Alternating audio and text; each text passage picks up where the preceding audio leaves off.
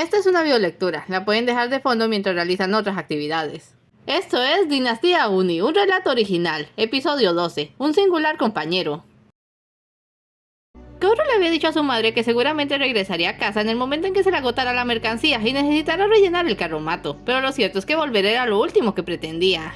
Astutamente había enseñado un conjuro que le permitía meter muchísimas cosas en pequeñas cajas, por lo que prácticamente cargaba todas sus existencias consigo. Si un comprador no tenía dinero, estaba dispuesto a aceptar trueques, en especial en aquellos casos en que el cliente poseyera sin saberlo algo mágico.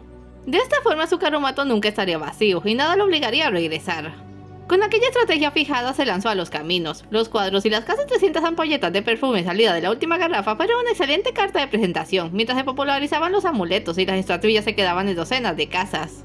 Cada vez que llegaba a una aldea se ubicaba en el centro de esta y abría ambos costados de su carromato, convirtiéndolo en una legítima tienda de curiosidades. Entonces comenzaba su clamor, lleno de un carisma y energía del que nadie en su familia le habría creído capaz. Pasen, pasen, vengan y asómbrense con el emporio ambulante de Kokai, productos únicos y de la mejor calidad. Su entusiasmo resultaba contagioso y pronto la gente empezaba a llegar. Por aquí, miren sin compromiso, tengo amuletos para la suerte y la salud, un gran surtido de hierbas, velas aromáticas para el hogar y herramientas para el campo, también novedades y juguetes maravillosos para los niños. Se quedaba en los pueblos alrededor de una semana, a veces un mes, según el potencial de negocio, y cuando creía haber agotado toda posible venta se reabastecía y regresaba al camino. En ocasiones pasaba días sin ver a otra persona, con suerte uno u otro viajero ocasional. En aquellas soledades solía detenerse a pintar algo, siguiendo el consejo de su abuela, procuraba sacarle el máximo a cada momento. Descubriendo que la carrera que había elegido para huir de su casa era una auténtica vocación que le llenaba de placer y le calmaba el espíritu. Supo que había dejado Nagasaki cuando le empezó a costar dar como un mensajero dispuesto a llevar cartas hasta los predios de su padre, y comprendió lo realmente lejos que estaba de su hogar cuando la gente empezó a verle con cierto pasmo. Entraba en territorios donde el terrateniente Takai era un lejano rumor y de los Uni no se sabía nada.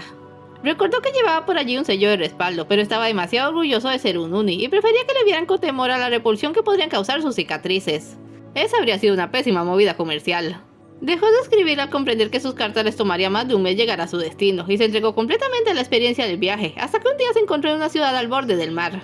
Cerró las ventas temprano para recorrer los muelles en busca de un barco que se dirigiera a la isla de Honshu, pues deseaba conocer Kioto, la capital de Japón. Y fue atraído por uno bastante grande que cargaba todo tipo de mercancías. Pasando por alto las miradas de la gente, se acercó cuanto pudo para ver lo que cargaban. Disculpe, se acercó a quien le pareció que era el capitán. ¿Este barco va para Honshu? ¿Qué? No, este barco no va para Honshu. Fue grosero debido al susto, pero como Kaoru retrocedió gentilmente se corrigió. Este barco, joven, va para China. ¿China?, exclamó asombrado. ¿No le queda muy lejos desde aquí? No, porque hace escalas. Es un barco de mercaderes. No me diga, sucede que también soy mercader. ¿A qué costo podría unirme a su expedición? Según el equipaje a cargar y cuántas personas sean. Solo yo, 2 caballos y un carromato de medianas proporciones. No llevamos animales, los caballos se quedarían. Bueno, imagino que puedo comprar otros allá.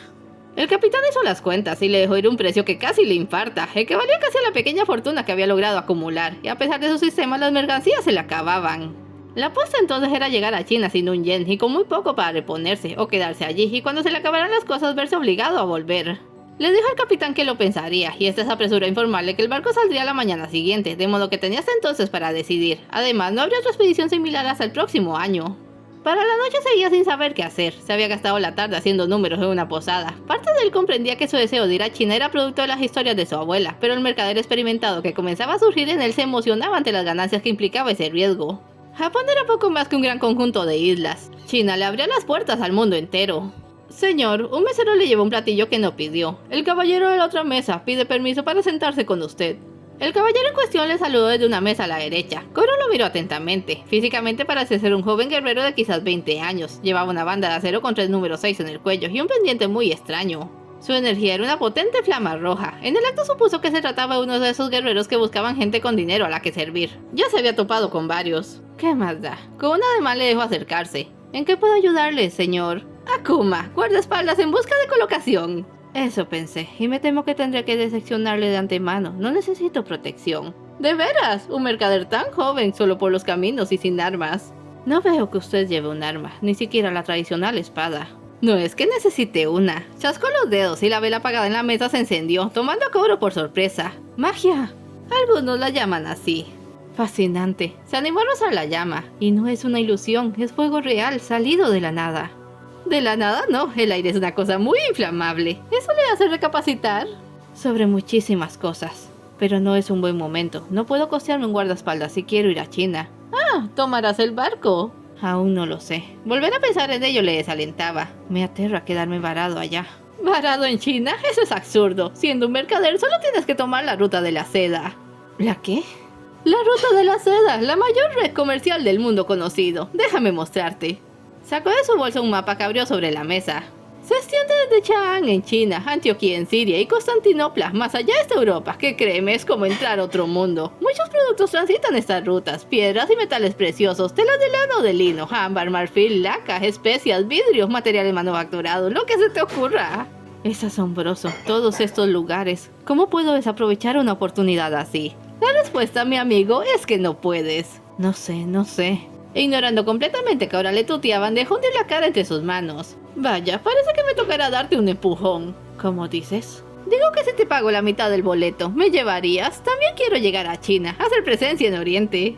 Pero ya te dije que no necesito un guardaespaldas. ¿Y un asistente qué tal? Alguien que vigile la mercancía cuando deba salir, que la anuncie, y esto me parece lo principal, que conozca el terreno y sea un guía para ti.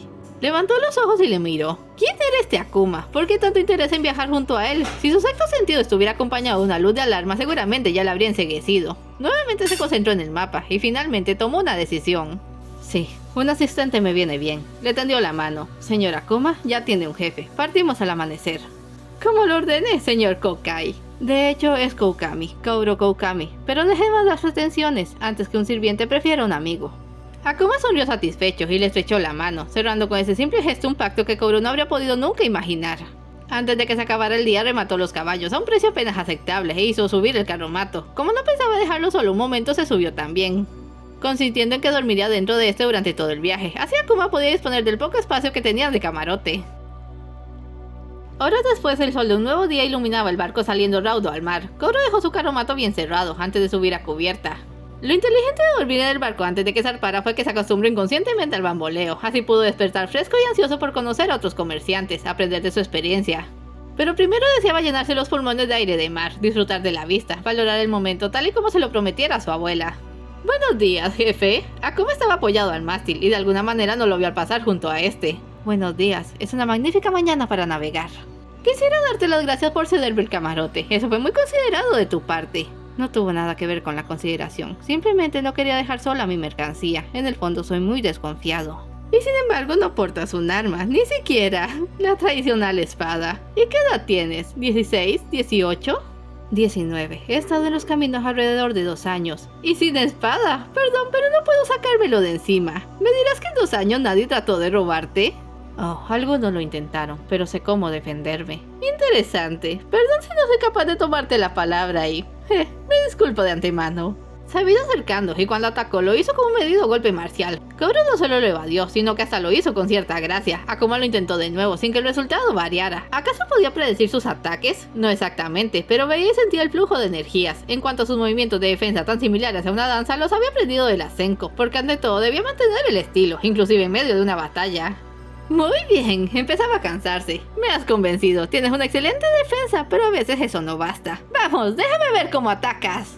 Si no te importa, preferiría que acabásemos con esto ahora. No quiero lastimarte. ¿Tú a mí? Solo inténtalo. No lo hizo. ¿Sabes qué? Me parece que alardeas. ¿Quién puede sostener un combate decente con ese traje de carnaval? Adelantó la mano de tal forma que por poco le atrapa la chaqueta, un movimiento que pudo dañarla. Para Kouro esa fue la señal real de actuar.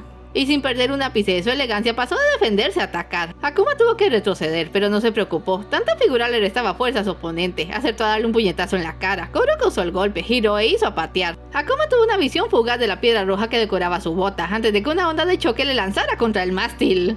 Te parecerá extravagante, Akuma, pero sería fatal considerarme inofensivo. De su chaqueta sacó una especie de varilla con un cristal afilado. Con esto puedo reducirte un montón de cenizas, nada que envidiarle a tu fuego espontáneo. ¿Y tus botas? Preguntó, limpiándose un hilillo de sangre de la boca. Otro truco, cargo de cena sobre mí. Son solo algunas cosillas que fabriqué antes de empezar mis viajes. Entiendo, no me vuelvo a burlar de tu traje. Kouro le ayudó a levantarse. ¿Una partidita de mahjong? Comenzamos a entendernos. Se oyeron algunos aplausos. Mercaderes y miembros de la tripulación habían visto la pelea como un entretenimiento, y en cierto modo aquello se llevó buena parte del shock que el aspecto de Kouro ocasionaba. En adelante pudo ganarse a la gente gracias a su personalidad. El gremio de mercaderes debe ser uno de los más alegres y unidos sobre la faz de la tierra. Lo recibieron con los brazos abiertos y lo hicieron sentirse tan en casa como no lo estaba desde que viviera con la Senku.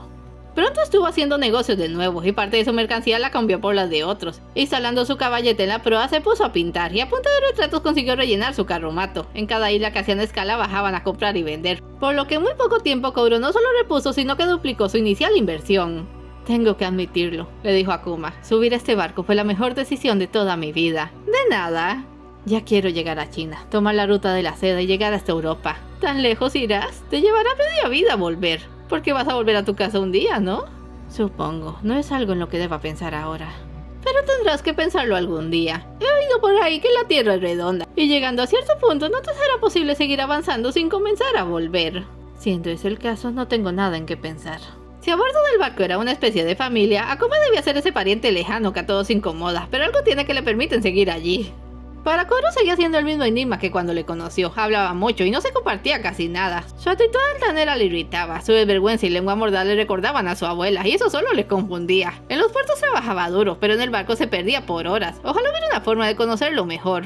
Señores, el capitán pasó a hacer un anuncio. Nuestra siguiente parada será en Honshu. Nos quedaremos una semana, así que podrán poner sus cosas en orden y cambiar la divisa antes de que vayamos a China. ¿Cambiar la divisa?, preguntó Kouro. En China no usan yenes, usan yuanes. Aquí comienza mi auténtica labor. Recuérdame comprar una espada. Creí que no la necesitabas. No, pero sin duda me hará ver más espectacular. En Honshu se comenzaba a detectar un aire de extranjería. El comercio entre Asia y Japón era leve, pero iba en rápido aumento.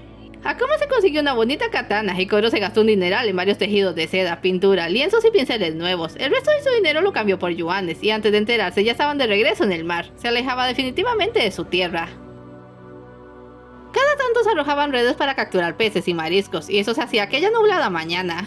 También se estaban colgando baldes para reunir el agua dulce de la tormenta que se anunciaba. Akuma practicaba con su espada en la proa, y Kouro se apresuraba a plasmar el lóbrego paisaje de los marineros moviendo las redes con el fondo cambiante de los nubarrones antes de que comenzara a llover.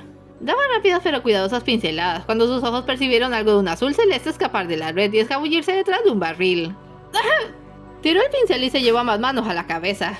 Kouro, Akuma se aproximó. ¿Qué tienes? No había sentido un dolor tan agudo desde su accidente. Al igual que el sonido de la explosión, podía percibir un ruido que le perforaba la mente y parecía venir de su interior. Trató de levantarse y entonces algo golpeó el barco, tirándoles a todos al suelo. ¿Qué fue eso?, decían algunos. ¿Está bien sujeta la carga?, preguntaron otros. ¡Por todos los círculos!, gritó Akuma. Aturdido, Kouro solo pudo preguntarse a qué aludía ese tipo de exclamación. El poderoso rugido que acompañó la siguiente sacudida le hizo despertar. De las aguas había emergido una temible serpiente marina. Era más grande que la embarcación completa, y sus patas como aletas perfectamente podrían partir la nave en dos, aunque extrañamente no lo hacía. Kouro se fijó que solo rugía y saltaba al costado del barco, haciendo olas que les terminarían por volcar. ¡Kouro nos hundirá! Si tienes algún truco que pueda salvarnos, ahora es cuando... Creo que puedo alejarlo. Buscó su varita y se la entregó. Ten, funciona como una chispa. No la uses a menos de que sea necesario.